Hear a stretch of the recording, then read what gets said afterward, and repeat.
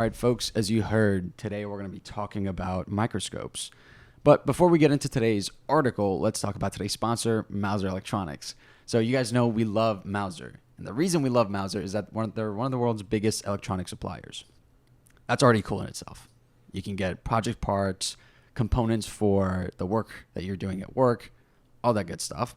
But they have connections with industry partners and academia. And what that means is that they can have some pretty great insights about what's going on in the world. They have topics on AI, additive manufacturing, and the one that's going to kind of fit in here today is about how healthcare and AI are coming together. There's this technical resource that we're going to link in our show notes that I think is worth checking out. It's a great primer for what we're going to talk about today, but it's about how machine learning can help cure, not cure necessarily, but better diagnose cancer, to work towards the cure. Human beings, we've been fighting cancer for quite some time. As time has gone on, we've gotten quite good at it. When we do our diagnosis, human beings are obviously involved. They're looking at the images. They're running tests looking for biomarkers. But obviously, there's an X% of human error involved here, right? Now, as technology has gotten better over the past couple of years, we've been including machine learning into this analysis.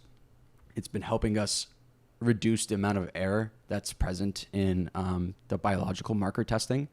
And in addition to that, it's allowing us to do imaging much more accurately. So things that a normal human being might miss in an MRI scan, we're now finding in these scans because of machine learning. I think it's interesting because it's so relevant to what we're going to be talking about today, which is very imaging focused. But it's also like kind of planting that seed of what healthcare is going to look like over the next 10 years or so, if this is what we've been able to achieve so far. With that said, let's talk about another fusion, right? Yeah. Of AI technology with medical technology in learning about connectomics. I think that's the word. Connectomics. And did you know what it was before this? No idea. Okay. Connectomics, the field of study to map the animal brain. And I guess it makes sense because we've been hearing about how important it is for us to recreate the human brain. I just didn't know that there was an entire field of study around it. And the drive behind doing this is if we understand how a animal brain, a human brain works, like imagine like us doing the first principle thinking on any topic. If we understand the first principles of how the brain works, we better understand diseases and how to cure it. Yeah. And so on and so forth. And that's something that was interesting to me. I've definitely heard about it in the context, like you're saying, around let's understand how the brain works so we can try and replicate that with artificial intelligence, with neural networks, etc. But I think it's completely different here to understand they're actually studying the physics of brain connections, physical study of the brain's physical complex network to understand how cognition works, but also, like you're saying, to understand at the core fundamental principles of what brain disorders are. How does something like Alzheimer's affect the brain? How does it affect the physics of the connections and cognition inside the brain at the, submolecular level, like talking at the electron level? That literally, imagine they're trying to map it as a circuit, like they're looking at synapses, right? If they can understand all of these connections from different regions of the brain, then they can hopefully come up with cures for all the ailments that we're seeing that are so connected to our brains. But trying to understand any level of brain is obviously very challenging because there are millions and millions and millions of synapse connections inside every brain. Mm-hmm. The brain is such a complex network. That's why we haven't yet been able to truly understand what's at the core root of, at the physics level of why Alzheimer's happens and how we can treat it. That's why there are effective treatments, but there hasn't yet been a cure. So this team from MIT takes a look at what connectomics looks like today, which involves a lot of humans using scanning electron microscopes to understand samples of at the brain, how the brain's connections work, and then try and simulate that and take notes on it and understand, again, the basic physics of how the brain connections work. This is still something that's still really, really vastly understudied and needs a lot more human resource and a lot more human time to be able to understand, to gain an expertise in how the brain works. And I'm going to take a step back real quick. As we talked about with the Mauser technical resource, right? We've been able to, with the help of computers, expedite a lot of our processes, right? So the question here is, why haven't we've been able to apply the same thing to this situation. Kind of fun fact, we kind of have. Like with these scanning electron microscopes, they're getting images, right? And computers have been able to help us post-process this stuff. But the process of acquisition has still been manual. Like you have a researcher that is looking at every one of these connections, trying to get the right image, moving from point of the region to another point in the region, and that's what's taking up a lot of time. And if you were to try and brute force this, say, let's just take as many photos as we can of the brain with this electron microscope and upload these all to a computer and then let a machine learning algorithm help us process it. There are so many millions of connections inside the brain that it's truly nearly impossible, because the complexity of all these images and the total data volume, just the total volume required to collect and process all these images, it far exceeds the capability of what we're able to do today. So basically the bottleneck in neuroscience research is we need humans. Even if we're incorporating machine learning in the image post-processing, we've still needed humans today to help us understand what images need to be taken in the first place. There you go. For us to then send to a machine learning model later for post-processing. You need to have that context of what regions to look at and why they're important in relation to the other image that you just took, right? That's the big idea here. And I feel like we teased it enough. What did the team at MIT do? Well, the secret sauce, they've developed, I think they call it Smart EM. Yep. Smart Electron Microscope. I give it probably a 6.1 out of 10 on our naming rating. Standard stuff, you know? Yeah. You know, it could be better, could be worse. 6.7 is pretty solid. Yeah. Smart EM, it integrates machine learning with the electron microscopy. So it basically, the machine learning helps control the microscope and helps the microscope to understand and focus on what are the important parts of the image. What are the parts that are worth taking a photo of and doing further study on, and which parts are routine or not interesting, and which parts can we basically discard. And what this machine learning model is doing, it's got a GPU embedded in the microscope's support computer to help run this machine learning model, guide the microscope, similar to the way that human eye control would be controlling this microscope, to focus on the complex areas longer, and the really simple areas that are well understood, don't spend a lot of time, don't spend a lot of resources on those spots. Yeah. So what made this really click for me, and I love examples, I love analogies. One of the researchers was like, when you look at a human face, like in the first couple instances, as your mind is processing what a face looks like, you're concentrating on specific focal points, right? Like the eyes, the nose, the mouth, things like that, and then filling in the rest of the image.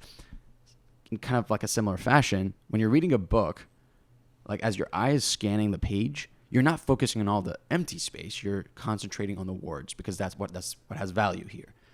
They said in the same way, what this machine learning algorithm is doing is that as it's scanning everything with the microscope, it's finding regions of interest and then properly assessing whether or not to linger longer, scan better, or like try to go deeper than what it's currently looking at.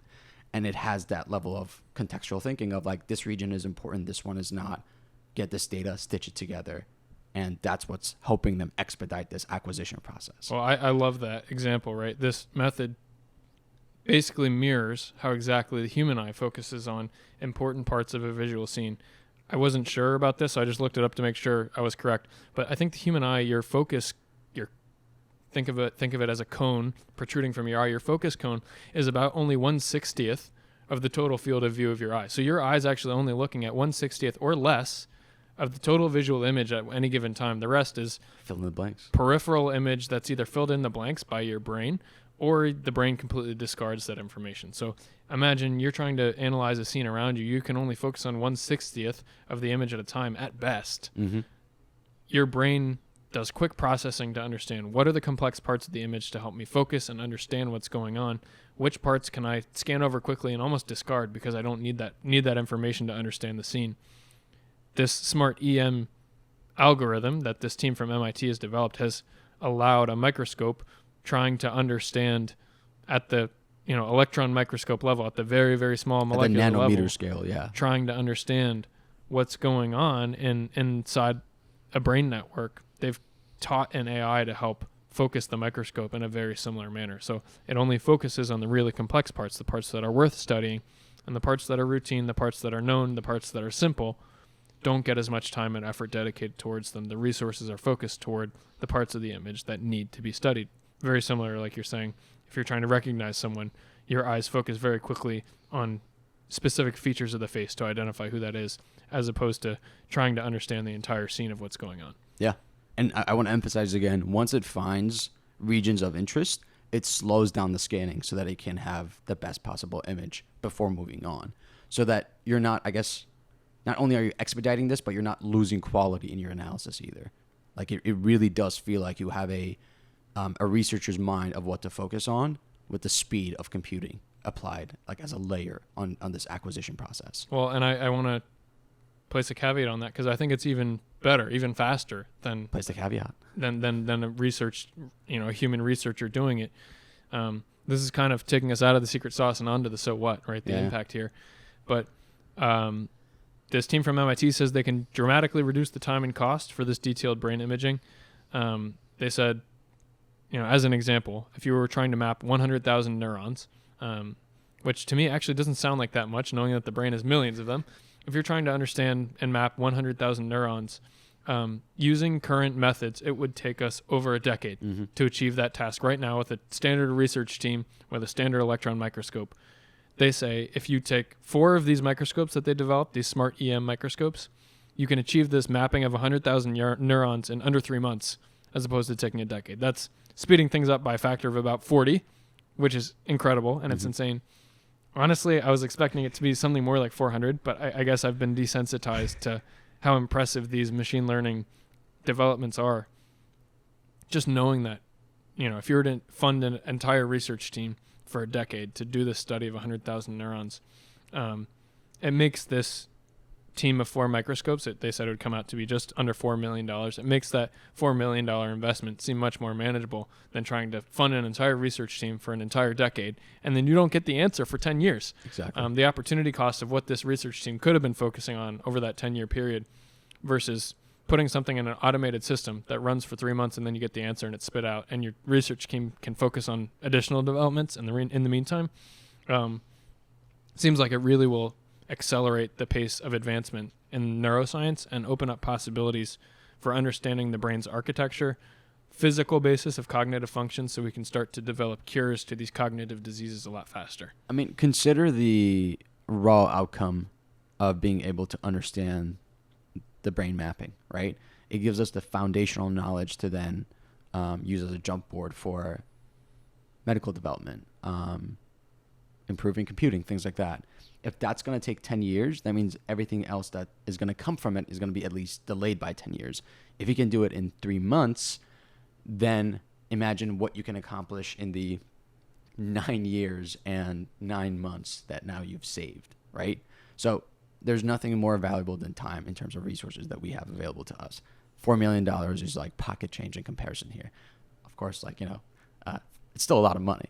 But I'm actually going to counter what you were saying, which is, it's impressive. 40x is a lot, but you and I were talking about it before we started shooting that we were hoping for something higher.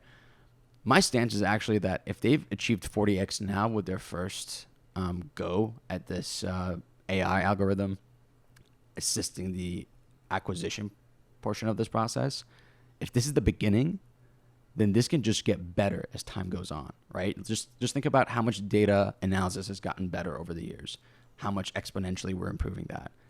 And now imagine that same curve applied to the acquisition process here. So I think it's just the beginning. I think these are the baby steps that we're taking to get to being able to do a 3-month process in 3 days. No, I agree. And we're definitely, it's a huge, meaningful improvement. The level of advancement, we're used to scientific research saying we make things 10% faster, not we make things 40 times faster. Yeah. So we definitely have to appreciate that. And also, like I mentioned, the opportunity cost of having an AI team be able to do this pretty much autonomously versus having to have a whole team of humans, very intensively involved in the entire study. That's a huge plus.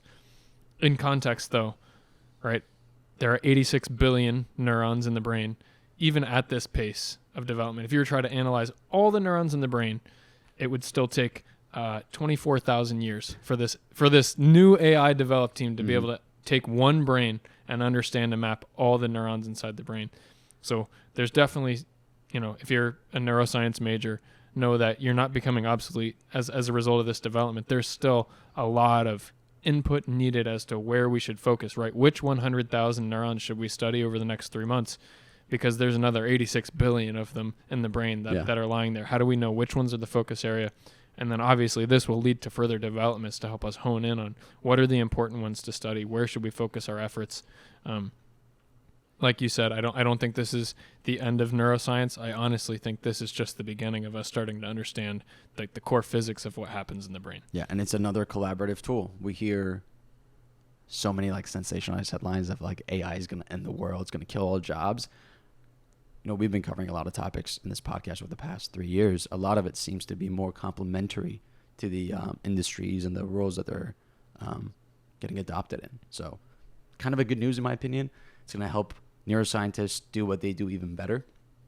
And I feel like it's worth doing a little recap.